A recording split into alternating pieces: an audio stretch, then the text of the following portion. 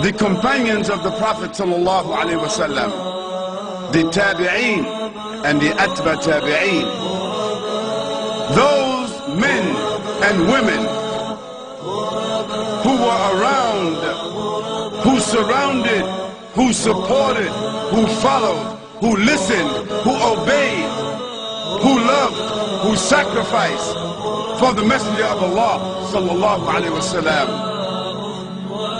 They were the strangers.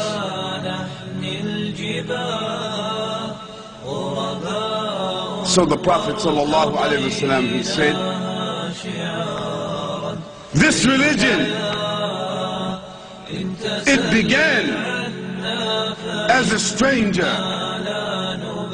سيعود لغريبا فتوبى لغرباء فتوبى لغرباء فتوبى لغرباء.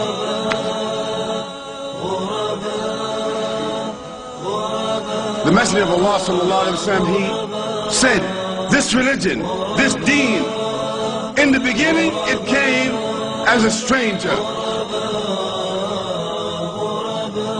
and it will return again as a stranger. So welcome, glad tidings to the strangers. We are the strangers.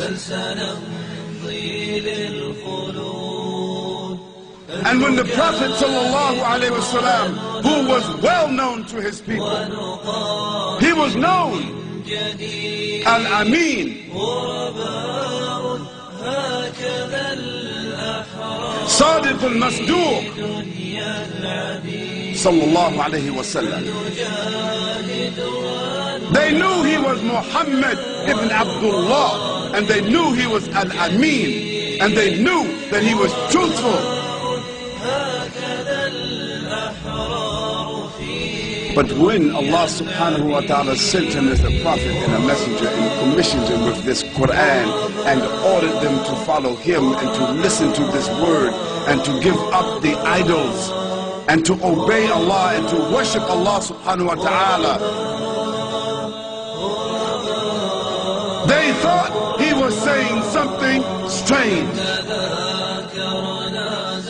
And he said to them by their names, O Quraysh, you know me.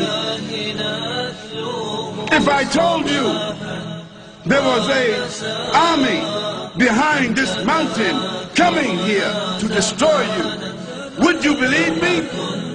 They said, yes, we will believe you. Then I'm telling you that I'm the messenger of Allah and you have the obligation to obey me. Their response was that, still, he's saying something strange. And so the Prophet ﷺ, who was respected, who was trusted, who was loved, who was known by his people, even his uncles, that day he became a stranger. And Umar ibn al-Khattab, the patriot among the Arabs, among the Quraysh, the man who was willing to kill the Prophet ﷺ just because of his feeling of qawmiyah. He was willing.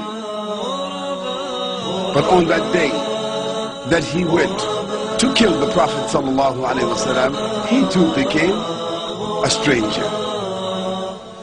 That very day. I work holidays, I work Saturday, I work Sunday, I work double shift, I work any time. But Jum'ah, Allah's time. See you. They said, what happened to Muhammad? A couple of months later, Muhammad, he got the full beard. Now Muhammad got a lihya. I said, Muhammad, what happened to you? You looking like Osama bin Laden. You looking like these Qaeda guys. What's going on with you, Muhammad? You can become extremist. Muhammad said, no, I did not become extremist, and I don't belong to any group like that. This is the sunnah of the Prophet sallallahu alaihi wasallam. And if you don't like it, I don't care. We must be willing to be strangers. And when we become strangers, it's going to affect our livelihood. It will cause people to misunderstand you. It will make you sometimes even doubt yourself. Why I lose my friends? How come my wife, she want a divorce? Because she's telling me I'm becoming extreme. Or, in the case of the sister, she doesn't cover herself. She's wearing lipstick in the street. She's putting perfume on. She's working among the kuffar. And her husband is like her. And one day, she wake up and she puts on niqab. And she puts her full clothes on. No more lipstick. No more perfume. She doesn't talk to the men. She's not working anymore because she understands to keep her haya, to keep herself. She stays home and takes care of her home, and her husband says, what's happened to you? She says, yesterday I read an ayah in the Quran. I read the hadith from the Prophet ﷺ, and it made me cry to think about my religion, and I'm not doing that no more. And so he said, then I don't want you. You have become extreme. So she have now become stranger. Alhamdulillah. If he leave her, we ask Allah to give her another stranger. To give her someone else who is also a stranger.